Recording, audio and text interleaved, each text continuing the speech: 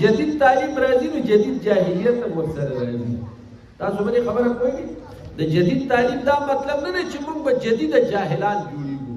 نو بیا موږ د مسلماتو نه انکار شروع کړو. مسلمات هغه چې یوه خبره ثابته وي او په مشاهده کې هم راغلي او د تجربې نه هم تېری بیا ته موږ انکار کوو.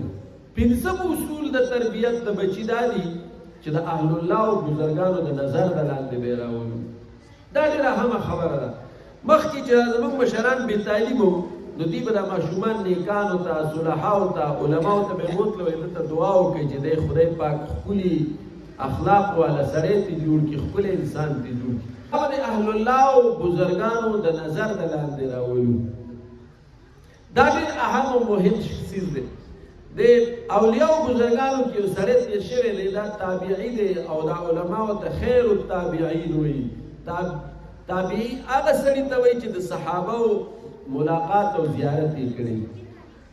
حضرت امام حسن بصري صاحب دا د شپږو شلو صحابو شاګرد دی او ملاقات او زیارت یې د زرګونو صحابو کړی دی.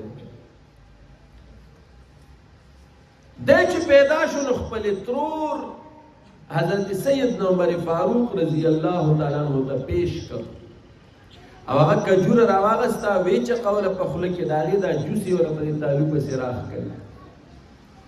هغې ورته د خیر و برکت دوا وکړله. دې عمل ته دا کجوره چقوله او د دې دا جوس د ماشوم په ژبه په تالو پسې لګول دې ته تحریک وایي په شریعت کې. د بعضې علماو په نیز باندې دا مسنون دی، د بعضو په نیز مستحب دی.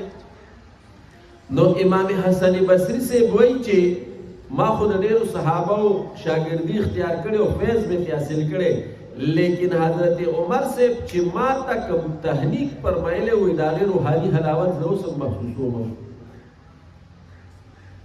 نو اهل الله او بزرګانو ته معشوم پیش کول د دې بهترین اثرات.